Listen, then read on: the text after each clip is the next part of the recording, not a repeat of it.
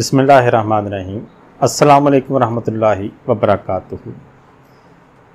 नाज़रीन इकराम, आजकल के दौर में स्मोकिंग है, सिगरेट नोशी है, वो एक वबा की सूरत इख्तियार कर चुकी है। मर्दों में इसका जो रुझान है वो बहुत अरसे से बहुत पुराना देखने में आ रहा है, मगर अब जो है वो ख़वातीन में भी सिगरेट नोशी के जो रुझान है उसमें ख़तरनाक हद तक इजाफ़ा हो चुका है। इंसान शुरू में जो है वो सिगरेट नोशी फ़ैशन के तौर पे शुरू करता है, मगर वो आहिस्ता आहिस्ता आदी होना शुरू हो जाता है। फिर इस आदत से उसकी जान छुड़ाना जो है वो नामुमकिन सा हो जाता है। अच्छा, सिगरेट नोशी जो है वो हर लिहाज से नुकसानदेह है, चाहे वो जिस्मानी लिहाज से हो, मुआशरती लिहाज से हो, मुआशी लिहाज से हो, इखलाकी तौर पर हो, या अपनी जो इंसान की सेहत है उसके लिहाज से हो। हर लिहाज से इसका नुकसान ही नुकसान है।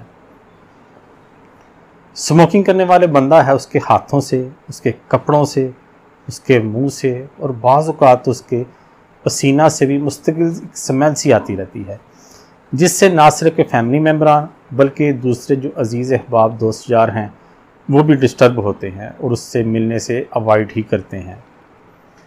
अच्छा, यही सिगरेट नोशी जो है ये अक्सर जुराइम की जड़ साबित होती है।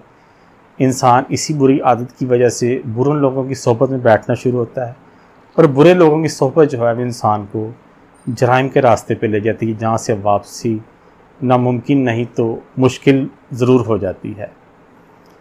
अच्छा, सिगरेट जो नोशी करने वाला बंदा, स्मोकिंग करने वाला बंदा ख़ुद तो शायद स्मोकिंग से इतना ज़्यादा मुतासर नहीं होता, मगर उसके साथ जो उसकी फैमिली मेम्बरान रहते हैं वो उससे ज़्यादा डिस्टर्ब होते हैं।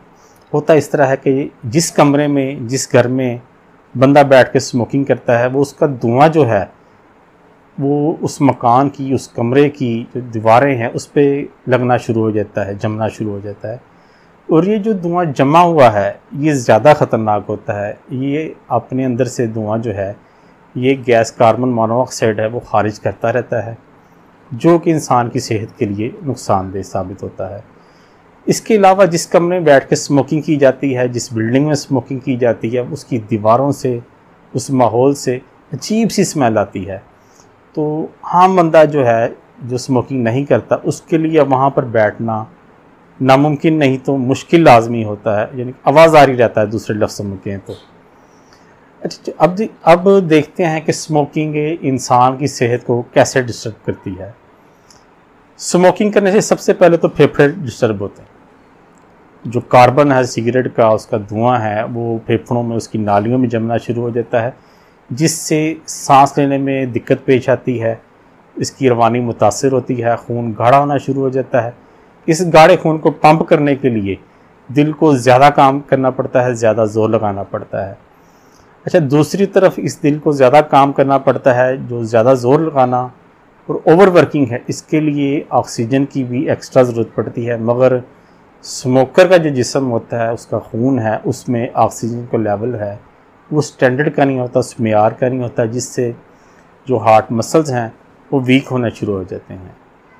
अच्छा, ना सिर्फ ये स्मोकिंग के हार्ट पे असर करती है बल्कि इंसान के जो अंदरूनी अज़ा हैं उनकी कारकर्दगी को भी मुतासिर करती है, जिससे इंसान आहिस्ता आहिस्ता मुख्तलिफ़ किस्म की बीमारियाँ जैसा कि ब्लड प्रेशर हो गया, शुगर, दमा, चलते वक्त सांस चढ़ना, सीढ़ियाँ चढ़ते हुए सांस चढ़ना, उस जैसी दूसरी बीमारियों का शिकार होने लगता है।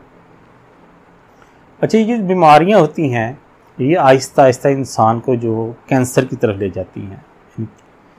अच्छा, इसके अलावा अगर देखा जाए जो सिगरेट होती है उसमें एक केमिकल होता है जिसे निकोटीन कहा जाता है।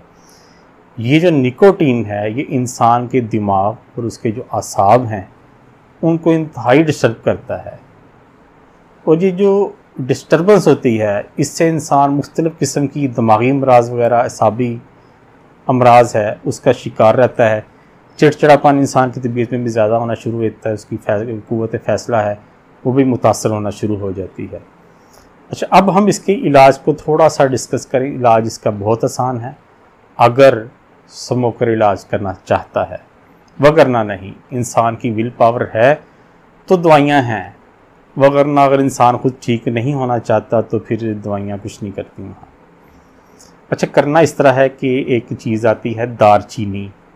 ये आम किचन में और आम पंसारी के पास और किराना की दुकानों पे आपको इजीली अवेलेबल है। गरम मसाले का हिस्सा होता है दारचीनी। आपने दारचीनी लेनी है, उसका बारीक सफ़ूफ कर लें। अगर 10 ग्राम ये सफ़ूफ है तो इसमें 35 से 40 ग्राम शहद डालना है। शहद आपने छोटी मक्खी का जंगली शहद मिल जाए तो बहुत बेहतर है, वरना आप फिर कोई भी शहद इस्तेमाल कर सकते हैं। अच्छे शहद को मिक्स करेंगे इसमें डाल के, दारचीनी में डाल के, तो ये माजून सी बन जाएगी। तो जब भी आपको सिगरेट की तलब हो, आपने ये जो माजून सी बनाई है इसका छोटा चम्मच आधा लेना है, आधा खा लें तो इंशाल्लाह आपको सिगरेट की हाजत नहीं होगी। जब भी आपको सिगरेट की हाजत हो, थोड़ी सी ये माजून चाट लिया करें, तो आहिस्ता आहिस्ता इससे आपकी जो सिगरेट नोशी की आदत है वो छूटना शुरू हो जाएगी। और कुछ ही दिनों में, कुछ अर्सा में, अगर आप इसकी विल पावर है, आप चाहते हैं, तो आप इस बद आदत पे स्मोकिंग की वो काबू पा लेंगे और इस तरह आपसे छुटकारा हासिल कर लेंगे। तो दुआ है कि अल्लाह ताला हम सबको आसानियाँ पैदा फरमाए, हम सब के लिए आसानी पैदा फरमाए और हमें एक दूसरे के लिए आसानियाँ पैदा करने का शरफ अता फरमाए। इजाज़त दीजिए। अल्लाह हाफ़िज़।